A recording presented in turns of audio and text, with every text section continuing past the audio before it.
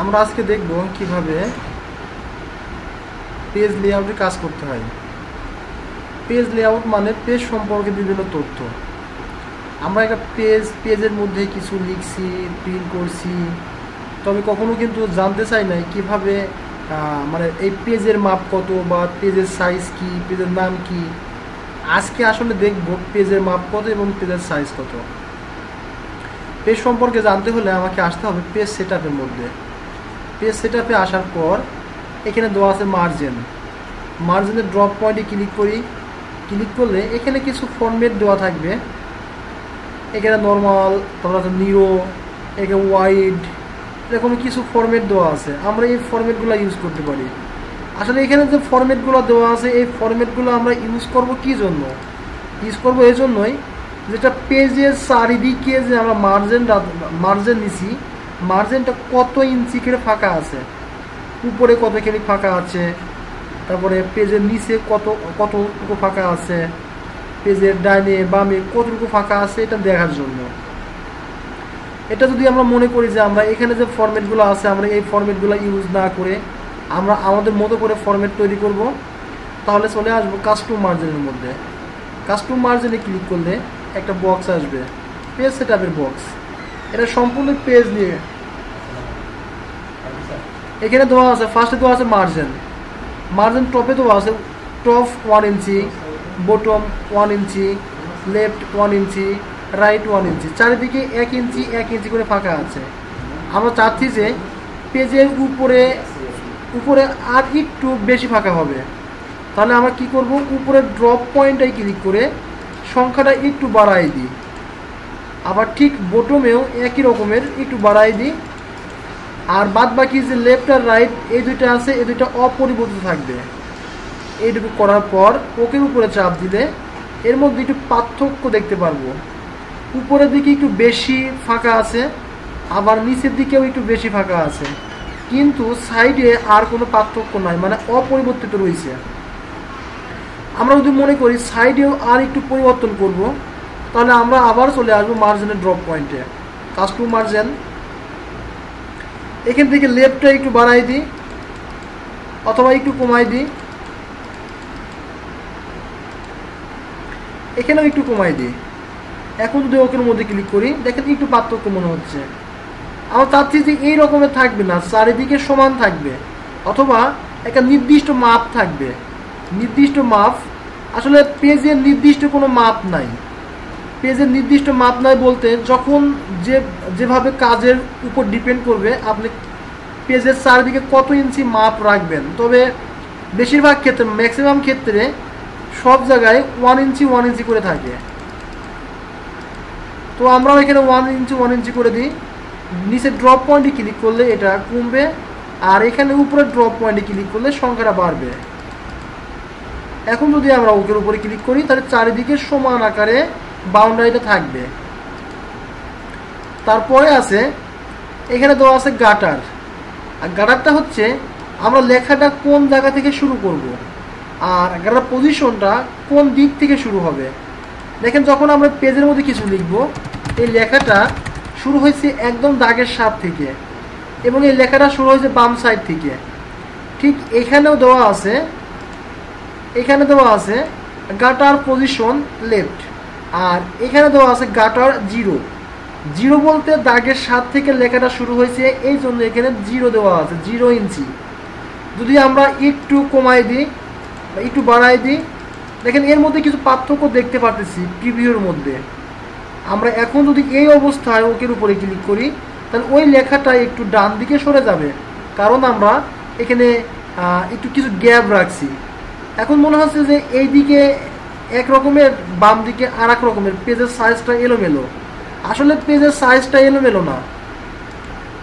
তখনই আমরা বুঝতে পারবো যখন পেজ সেটআপের মানে মার্জিনের মধ্যে এসে কাস্টম মার্জিন, যখন আমরা এইটাকে খেয়াল করব তখন দেখবো যে পেজের চারিদিকে ঠিকই আছে, কিন্তু এখানে গাটারটা একটু সরানো মানে সরে গেছে। এটা যদি আমরা আবার 0 করে দিই, 0 করে ওকের উপরে করলেই আবার আগের মতো হয়ে যাবে। তারপরে আছে এখানে দেওয়া আছে পেজ। এটা সম্পূর্ণ মানে পেজের চারিদিকে কত ইঞ্চি মার্জিন থাকবে, আর ডানে বামে, এবং লেখাটা কোন দিক থেকে শুরু হবে, লেখাটা কোন জায়গা থেকে শুরু হবে এই বিষয়ে। নিচে তো আছে ওরিয়েন্টেশন, এর মধ্যে দুইটা ধরনের পেজের নাম দেওয়া আছে, একটা হচ্ছে পোর্ট্রেট পেজ আর একটা ল্যান্ডস্কেপ পেজ। এখন যে পেজটা হয়ে আছে এটাকে বলা হয় পোর্ট্রেট পেজ। পোর্ট্রেট পেজের উচ্চতা বেশি হয় আর প্রশস্ততা কম হয়। তারপরে এখানে দেওয়া আছে ল্যান্ডস্কেপ। ল্যান্ডস্কেপ পেজের উচ্চতা কম হয়, প্রশস্ততা বেশি হয়। পোর্ট্রেট পেজের হাইট বেশি, ওয়াইড কম, আর ল্যান্ডস্কেপ পেজের হাইট কম, ওয়াইড বেশি। এখন যদি আমরা ওকের উপরে ক্লিক করি তাহলে ওই পেজটা ওয়াইড হয়ে যাবে, তার মানে হাইটটা কমে যাবে আর ওয়াইডটা বেড়ে যাবে। আমরা যদি আবার মনে করি যে পোর্ট্রেট পেজ নিব, তাহলে পোর্ট্রেট পেজের মধ্যে ক্লিক করে জাস্ট ওকের উপরে ক্লিক করব, তাহলে এটা আবার পোর্ট্রেট পেজ হয়ে যাবে। এখন আমরা দেখব পেজ, পেজের নাম কি এবং পেজের মাপ কত। মার্জিনের মধ্যে ক্লিক করে আবার আমরা আসব পেজ সেটআপের মধ্যে। এখানে দেওয়া আছে পেজ। পেজের মধ্যে ক্লিক করলে পেজ সম্পর্কে বিভিন্ন তথ্য দেখতে পারবো। এখানে দেওয়া আছে ফার্স্টে পেজ সাইজ। একটা পেজ, আমরা যে পেজটা ওপেন করে আছি এই পেজের নাম কি এবং পেজের হাইট ওয়াইড কত। এখানে লেখা আছে লেটার, তার মানে আমরা এটা দেখে বুঝতে পারলাম যে পেজটা এখন কারেন্ট হয়ে আছে এই পেজের নাম লেটার পেজ। লেটার পেজের ওয়াইড 8.5 ইঞ্চি আর হাইট 11 ইঞ্চি। হাইট মানে উচ্চতা, লেটার পেজের উচ্চতা 11 ইঞ্চি আর প্রশস্ততা 8.5 ইঞ্চি। আমরা যদি এখানে লেটার পেজ না নিয়ে অন্য কোনো পেজ নিতে চাই, যেমন ড্রপ পয়েন্টে ক্লিক করলে এখানে চলে আসবে লিগ্যাল পেজ। লিগ্যাল পেজের মধ্যে ক্লিক করলে পেজের মাপ চেঞ্জ হয়ে যাবে এবং পেজের নামটাও চেঞ্জ হয়ে যাবে। এখানে দেওয়া আছে লিগ্যাল পেজের মাপটা। লিগ্যাল পেজের মাপ ফার্স্টে দেওয়া আছে ওয়াইড। লেটার পেজ আর লিগ্যাল পেজের ওয়াইড মানে অ্যাকুরেট আছে, কিন্তু হাইটটা একটু বেশি। লেটার পেজের হাইট ছিল 11 ইঞ্চি আর লিগ্যাল পেজের হাইট 14 ইঞ্চি, 3 ইঞ্চি একটু পার্থক্য আছে। আমরা আর একটা পেজ দেখব A4 পেজ। A4 পেজের মধ্যে ক্লিক করলে এখানে A4 পেজের মাপ চলে আসবে। A4 পেজের ওয়াইড 8.27 ইঞ্চি আর হাইট 11.69 ইঞ্চি। লেটার এবং লিগ্যাল পেজ থেকে সম্পূর্ণ আলাদা A4 পেজ। A4 পেজ মূলত আমরা অফিস আদালতে ব্যবহার করে থাকি বেশিরভাগ ক্ষেত্রে, আর লেটার কাগজ খুবই কম ব্যবহার করা হয়। তারপরে এখানে আর একটা পেজ দেওয়া আছে লিগ্যাল পেজ। এই পেজ কিন্তু একটু বড়, মানে এর উচ্চতা একটু বেশি। এটা ব্যবহার করা হয় বিভিন্ন দলিলের ক্ষেত্রে, বাড়ির জায়গার যে দলিলগুলো আছে দলিলের ক্ষেত্রে এগুলো ব্যবহার করা হয়। তারপরে চলে আসবো লেআউটের মধ্যে। আমরা পেজের মধ্যে মূলত 3টা পেজ নিয়ে কাজ করি, একটা হচ্ছে লিগ্যাল পেজ, একটা লেটার পেজ আর একটা হচ্ছে A4 পেজ। এবার লেআউটের মধ্যে আসবো। লেআউটের মধ্যে অল্প একটু কাজ আছে এখানে, যেমন আমরা একটু আসি এখানে। এবার আসবো লেআউটের মধ্যে। লেআউটে ক্লিক করলে উপরে কিছু অংশ দেখতে পাচ্ছি। এই উপরে যে 1 ইঞ্চি যে অংশটা ফাঁকা আছে, এই 1 ইঞ্চি অংশকে 2টা অংশে ভাগ করা হয়। হাফ ইঞ্চির মধ্যে আমরা কিছু লিখতে পারবো, টপিক যদি কিছু লিখি ওটা হাফ ইঞ্চির মধ্যে লিখতে পারবো, আর উপরের হাফ ইঞ্চি আর লিখতে পারবো না। আমরা চাচ্ছি যে এখান থেকে ফুল হাফ ইঞ্চি না পুরোটাই লিখবো অথবা পুরোটাই রিমুভ করে দিব। তাহলে এখান থেকে আমরা হেডারটা 0 করে দেখি কি হয়। এখান থেকে আমরা 0 ডিগ্রি করলাম, ওকে করি। এখন যদি আমরা হেডারের মধ্যে ক্লিক করি দেখবো যে পুরোটাতেই আমরা এখন লিখতে পারবো। নর্মালি যদি আমরা 0 ইঞ্চি না করতাম তাহলে কিন্তু আমরা এখানে হাফ ইঞ্চির মধ্যে লিখতে পারতাম, আর হাফ ইঞ্চি পড়ে থাকতো, ওর মধ্যে আমরা কিছু লিখতে পারতাম না। ঠিক একইভাবে আমরা আবার একটু চলে আসব মার্জিনের মধ্যে, তারপরে কাস্টম মার্জিন থেকে লেআউটের মধ্যে এসে এখানে আমরা এখন করে দেবো 1 ইঞ্চি করে ওকে করি। যদি আমরা হেডারের মধ্যে ক্লিক করি তাহলে দেখেন হেডারের মধ্যে আর কোনো জায়গা নাই। এখানে যে 1 ইঞ্চি ফাঁকা ছিল এই 1 ইঞ্চি কিন্তু আর ফাঁকা নাই, পুরো ফ্লাপ হয়ে গেছে, কারণ এটা আমরা এখন আর ব্যবহার করতে চাই না। 1 ইঞ্চি করে দিচ্ছি, ওই জন্য আমরা এটা আর ব্যবহার করতে পারবো না। আবার আমরা চলে আসব লেআউটের মধ্যে, মার্জিন থেকে আবার কাস্টম মার্জিন চলে আসবো লেআউটের মধ্যে। এখানে যদি আমরা একটু কমাই দিই, মানে 5 ইঞ্চি করে দিই, ওকে করি। এখন যদি আমরা হেডারের মধ্যে ক্লিক করি, এখন কিন্তু আমরা 1/2 ইঞ্চি ব্যবহার করতে পারবো, আর 1/2 ইঞ্চি ব্যবহার করতে পারবো না।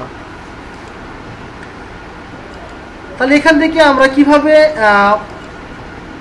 মানে মার্জিন তৈরি করব, মার্জিনের মধ্যে লেখাটা কোন দিকে থাকবে, কোন জায়গা থেকে শুরু হবে, কি ধরনের পেজ থাকবে, তারপরে দেখতে পারলাম পেজের নাম কি, এর হাইট ওয়াইট কত, এবং দেখতে পারলাম আমরা যে হেডারটা ব্যবহার করি এটা পুরোটা ব্যবহার করতে পারবো না পুরোটা ব্যবহার করতে পারবো না। এখান থেকে চেঞ্জ করলে আমরা পুরোটা ব্যবহার করতে পারবো এবং পুরোটা ব্যবহার করতে পারবো না। তার পরবর্তী অপশন, এটাকে বলা হয় ওরিয়েন্টেশন। যে কাজটা আমরা মার্জিনের মধ্যেই দেখছি, কাস্টম মার্জিনে এসে এখানে দেওয়া আছে ওরিয়েন্টেশন, একটা পোর্ট্রেট পেজ আর একটা ল্যান্ডস্কেপ পেজ। ঠিক এই একই সেম কাজ আমরা এখানেও পেয়ে যাব। ওরিয়েন্টেশনের মধ্যে ড্রপ পয়েন্টে ক্লিক করলে দুইটা অপশন চলে আসবে, একটা হচ্ছে পোর্ট্রেট পেজ আর একটা ল্যান্ডস্কেপ পেজ। ল্যান্ডস্কেপ উপরে ক্লিক করলে পেজ ল্যান্ডস্কেপ মোডে চলে যাবে। আবার যদি আমরা পুনরায় পোর্ট্রেটের মধ্যে ক্লিক করি তাহলে পেজটা পোর্ট্রেটের মধ্যে চলে আসবে। এবার চলে আসবো সাইজের মধ্যে।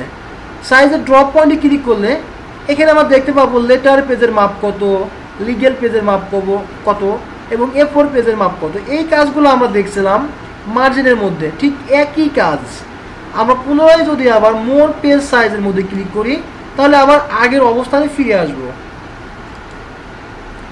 এবার চলে আসবো কলামের মধ্যে। এখানে দেওয়া আছে কলাম। এই একটা পেজ, পেজের মধ্যে আমরা কিছু কলাম তৈরি করব, একের অধিক কলাম তৈরি করব। কলাম তৈরি করতে হলে কলামের ড্রপ পয়েন্টে ক্লিক করতে হবে। ক্লিক করলে ফার্স্টে দেওয়া আছে 1 পেজ, মানে 1 কলাম। 1 কলাম বলতে একটা পেজকেই বলা হয় একটা 1 কলাম। যদি আমরা এই পেজের মধ্যে 2 কলাম করতে চাই, 2 এর মধ্যে ক্লিক করলে এই পেজটাকে সমান দুইটা অংশে ভাগ করবে, এটা 1 কলাম, এটা 2 কলাম। আমরা যদি আবার 3 কলাম করতে চাই, 3 কলামের মধ্যে ক্লিক করলে ওই পেজটাকে 3টা অংশে ভাগ করবে, সমান 3টা ভাগে ভাগ করবে, 1 কলাম, 2 কলাম এবং 3 কলাম। তার নিচে তো আছে লেফট। লেফট মানে বাম দিকে একটা কলাম মিলিয়ে একটা, মানে একটা ঘর মিলিয়ে একটা কলাম, আর ডান দিকে দুইটা ঘর মিলিয়ে একটা কলাম। আবার দেওয়া আছে রাইট।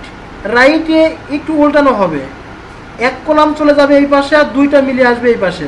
ঠিক যেমনটা আমরা লেফটে দেখছিলাম, লেফটে ছিল একটা ঘর মিলিয়ে একটা কলাম আর রাইটে ছিল দুইটা ঘর মিলিয়ে একটা কলাম। যখন আমরা রাইটের মধ্যে ক্লিক করলাম তখন রাইটে একটা ঘর মিলিয়ে একটা কলাম আর লেফটে দুইটা ঘর মিলিয়ে একটা কলাম। এখন আমরা এইগুলো ব্যবহার করতে চাচ্ছি না, আমরা চাচ্ছি যে কলামের মধ্যে এসে আমরা জাস্ট 2 কলামের মধ্যে ক্লিক করব, তাহলে এই পেজটাকে দুইটা পার্টে ভাগ করবে, মানে দুইটা অংশে ভাগ করবে।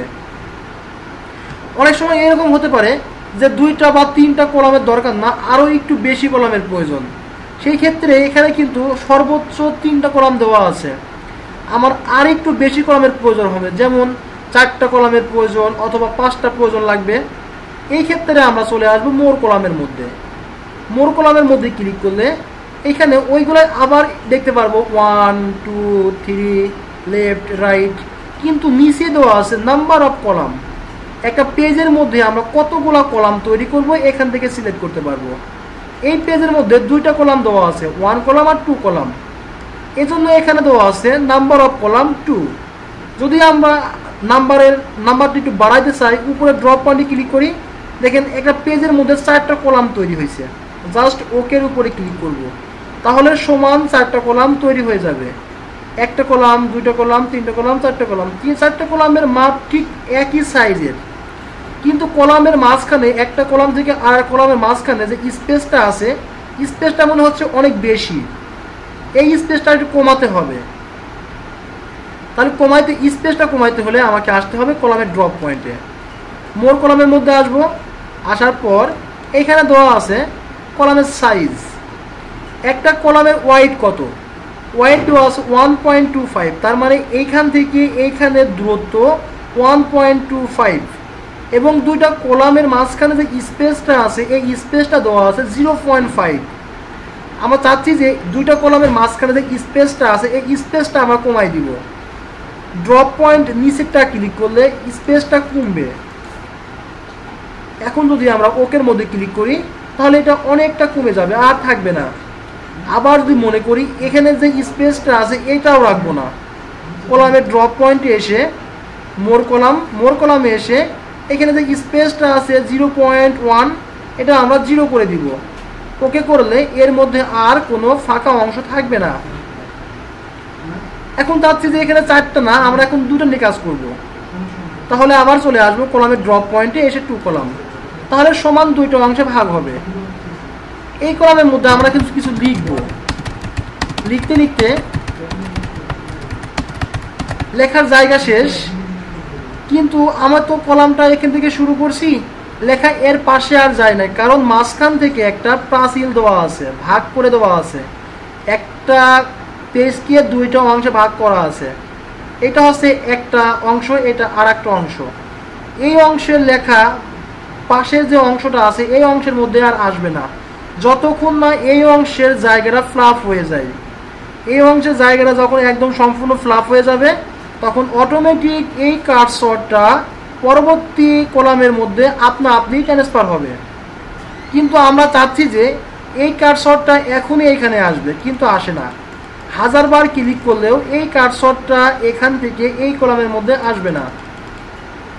কার্সরটা এই কলামের মধ্যে আনতে হলে আমাকে ব্যবহার করতে হবে ব্রেকের ড্রপ পয়েন্টে এসে তার আগে যদি কার্সরটা লেখার কোনো অংশের মধ্যে থাকে তাহলে কার্সরটা লেখার শেষে রাখবো। যদি আমরা কার্সরটা লেখার শেষে না রাখি তাহলে এখান থেকে কেটে যে মানে কার্সরের ডান পাশের অংশগুলো কেটে পরবর্তী কলামের মধ্যে চলে আসবে। আমরা চাচ্ছি যে শুধু শুধু কার্সারটাই কলামের মধ্যে ব্রেক করবে, জাস্ট লেখাগুলো আসবে না। তাহলে লেখার লাস্টে কার্সার রেখে চলে আসবে ব্রেকের ড্রপ পয়েন্টে এসে এখানে 2টা অপশন দেওয়া আছে, একটা হচ্ছে পেজ আর একটা হচ্ছে কলাম। যদি আমরা পেজের মধ্যে ক্লিক করি তাহলে এই পেজের নিচে আর একটা পেজ তৈরি হবে, কিন্তু এখান থেকে আমরা পেজটা তৈরি করতে চাচ্ছি না, আমরা চাচ্ছি যে একটা কলাম থেকে আর একটা কলামে ব্রেক করব। এই জন্য কলামের মধ্যে ক্লিক করলে কার্সর অটোমেটিক এখান থেকে পাশের কলামের মধ্যে ট্রান্সফার হবে। এখন যদি আমরা কিছু লিখি তাহলে অনেক সহজে লিখতে পারবো। এখন চাচ্ছি যে কার্সরটা এখানে লিখছি, এবার এখানে লিখব। জাস্ট শুধু কার্সরটা এখান থেকে নিয়ে এসে এই ঘরের মধ্যে একটা ক্লিক করব। নর্মালি ভাবে আমরা পাশের কলামেও লিখতে পারবো, আবার যদি আমরা পাশের কলামে ক্লিক করি পাশের কলামেও লিখতে পারবো। এইভাবে আমরা যতবার কলামগুলা নতুন করে একটা কলাম তৈরি করব ততবার ব্রেক করতে হবে। এখান থেকে যদি আমরা এখন 3 কলামের মধ্যে ক্লিক করি পাশে কিন্তু কলামটার মধ্যে আর যাবে না, কারণ ওই কলামটা ব্রেক করা হয় নাই। যখন আমরা এই কলামের কার্সর লেখা লাস্টে রেখে ব্রেকের মধ্যে এসে কলাম ব্রেকের মধ্যে ক্লিক করব তখন কার্সর আপনা আপনি এই কলাম থেকে এই কলামের মধ্যে চলে যাবে। এখান থেকে আমরা কলামের সম্পর্কে জানতে পারলাম। এখান থেকে লাইন নাম্বার নিচে যেগুলো আছে এগুলো আমরা আর দেখব না, জাস্ট এখান থেকে পেজ সেটআপের মধ্যে থেকে কলাম পর্যন্তই দেখব। পরবর্তী পেজ ব্যাকগ্রাউন্ড, তার প্যারাগ্রাফ, অ্যালাইন, অ্যারেঞ্জ এগুলো আমরা নেক্সট ক্লাসে আলোচনা করব।